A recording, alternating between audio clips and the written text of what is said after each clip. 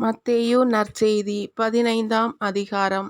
அதற்குப் பிறகு பரிசேயரும் மறைநூல் அறிஞரும் எருசலேமிலிருந்து இயேசுவிடம் வந்து, உம் சீடர் மூதாதையரின் மரபை மீறுவதேன்? உணவு அருந்துமுன் அவர்கள் தங்கள் கைகளைக் கழுவுவதில்லையே என்றனர். அவர் அவர்களுக்கு மறுமொழியாக, நீங்கள் உங்கள் மரபின் பொருட்டு கடவுளின் கட்டளையை மீறுவது ஏன்? கடவுள், உன் தந்தையையும் தாயையும் மதித்து நட என்றும், தந்தையையோ தாயையோ சபிப்போர் கொல்லப்பட வேண்டும் என்றும் உரைத்திருக்கிறார். ஆனால் நீங்கள் எவராவது தம் தாயையோ தம் தந்தையையோ பார்த்து, உமக்கு நான் தர கடமைப்பட்டிருக்கிறது கடவுளுக்கு காணிக்கையாயிற்று என்றால், அவர் தம் தந்தையை மதிக்க வேண்டியதில்லை என்று சொல்லுகிறீர்கள். இவ்வாறு உங்கள் மரபின் பொருட்டு கடவுளின் வார்த்தையை பயனற்றதாக்கி விடுகிறீர்கள். வெளிவேடக்காரரே, உங்களைப் பற்றி பொருத்தமாகவே எசாயா இறைவாக்கு உரைத்திருக்கிறார். அவர், இம்மக்கள் உதட்டினால் என்னை போற்றுகின்றனர், இவர்கள் உள்ளமோ என்னை விட்டு வெகு தொலைவில் இருக்கிறது. மனித கட்டளைகளை கோட்பாடுகளாக கற்பிக்கின்றனர், இவர்கள் என்னை வழிபடுவது வீண் என்கிறார் என்றார். மேலும் இயேசு மக்கள் கூட்டத்தை தம்மிடம் வரவழைத்து அவர்களை நோக்கி, நான் சொல்வதை கேட்டு புரிந்து கொள்ளுங்கள்.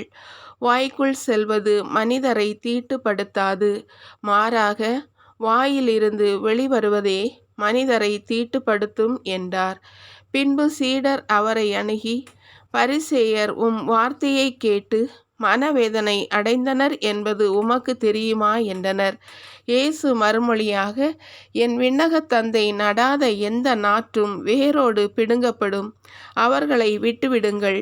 அவர்கள் குருட்டு வழிகாட்டிகள். பார்வையற்ற ஒருவர் பார்வையற்ற வேறொருவரை வழிநடத்தினால் இருவரும் குழியில் விழுவர் என்றார். அதற்கு பேதுரு அவரை நோக்கி, நீர் சொன்ன உவமையை எங்களுக்கு விளக்கும் என்று கேட்டார். இயேசு அவரிடம், உங்களுக்கு இன்னுமா புரியவில்லை? வாயினுள் செல்வது அனைத்தும் வயிற்றினூடே சென்று கழிப்பிடத்தில் வெளியேற்றப்படும் என தெரியாதா? வாயினின்று வெளிவருபவை உள்ளத்திலிருந்து வருகின்றன, அவையே மனிதரை தீட்டுப்படுத்துகின்றன. ஏனெனில் கொலை, விபச்சாரம், பரத்தமை, களவு, பொய்ச்சான்று, பழிப்புரை ஆகியவற்றை செய்ய தூண்டும் தீய எண்ணங்கள் உள்ளத்திலிருந்து வெளிவருகின்றன. இவையே மனிதரை தீட்டுப்படுத்துகின்றன. கை கழுவாமல் உண்ணுவது மனிதரை தீட்டுப்படுத்தாது என்றார். இயேசு அங்கிருந்து புறப்பட்டு தீர், சீதோன் ஆகிய பகுதிகளை நோக்கிச் சென்றார். அவற்றின் எல்லைப் பகுதியில் வாழ்ந்து வந்த கனானிய பெண் ஒருவர் அவரிடம் வந்து, ஐயா, தாவீதின் மகனே, எனக்கு இரங்கும். என் மகள் பேய் பிடித்து கொடுமைக்குள்ளாகி இருக்கிறாள் என கதறினார். ஆனால் இயேசு அவரிடம் ஒரு வார்த்தை கூட மறுமொழியாக சொல்லவில்லை. சீடர்கள் அவரை அணுகி, நமக்கு பின்னால் கத்திக்கொண்டு வருகிறாரே, இவரை அனுப்பிவிடும் என வேண்டினார். அவரோ மறுமொழியாக, இஸ்ரவேல் குலத்தாருள் காணாமல் போன ஆடுகளாய் இருப்போரிடமே நான் அனுப்பப்பட்டேன் என்றார்.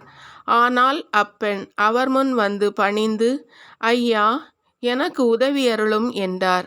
அவர் மறுமொழியாக, பிள்ளைகளுக்குரிய உணவை எடுத்து நாய்க்குட்டிகளுக்கு போடுவது முறையல்ல என்றார். உடனே அப்பெண், ஆம் ஐயா, ஆனாலும் தங்கள் உரிமையாளரின் மேசையிலிருந்து விழும் சிறு துண்டுகளை நாய்க்குட்டிகள் தின்னுமே என்றார். இயேசு மறுமொழியாக, அம்மா, உமது நம்பிக்கை பெரிது, நீர் விரும்பியவாறே உமக்கு நிகழட்டும் என்று அவரிடம் கூறினார். அந்நேரம் அவர் மகளின் பிணி நீங்கியது. இயேசு அவ்விடத்தை விட்டு அகன்று கலிலியா கடற்கரை வழியாகச் சென்று அங்கே ஒரு மலையின் மீது ஏறி அமர்ந்தார். அப்பொழுது பெருந்திரளான மக்கள் அவரிடம் வந்தனர். அவர்கள் தங்களோடு கால் ஊனமுற்றோர், பார்வையற்றோர், உடல் ஊனமுற்றோர், பேச்சற்றோர் மற்றும் பிற நோயாளர் பலரையும் அவர் காலடியில் கொண்டு வந்து சேர்த்தனர். அவர்களை அவர் குணமாக்கினார். பேச்சற்றோர் பேசுவதையும், உடல் ஊனமுற்றோர் நலமடைவதையும், பார்வையற்றோர் பார்க்கிறதையும் கண்டு மக்கள் கூட்டத்தினர் வியந்து இஸ்ரவேலின் கடவுளை போற்றி புகழ்ந்தனர். இயேசு தம் சீடரை வரவழைத்து, நான் இம்மக்கள் கூட்டத்தின் மீது பரிவு கொள்கிறேன். ஏற்கனவே 3 நாட்களாக இவர்கள் என்னுடன் இருக்கிறார்கள். உண்பதற்கு இவர்களிடம் எதுவும் இல்லை. இவர்களை பட்டினியாய் அனுப்பிவிடவும் நான் விரும்பவில்லை. அனுப்பினால் வழியில் தளர்ச்சி அடைந்து விடலாம் என்று கூறினார். அதற்கு சீடர்கள் அவரிடம், இவ்வளவு திரளான மக்களுக்கு அளிக்க போதுமான உணவு நமக்கு பாலை நிலத்தில் எங்கிருந்து கிடைக்கும் என்று கேட்டார்கள்.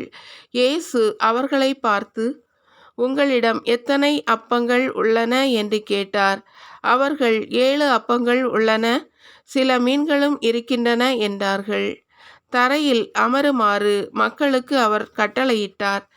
பின்பு அவர் 7 அப்பங்களையும் மீன்களையும் எடுத்து கடவுளுக்கு நன்றி செலுத்தி பிட்டு சீடர்களிடம் கொடுக்க அவர்களும் மக்களுக்கு கொடுத்தார்கள். அனைவரும் வயிறார உண்டனர்.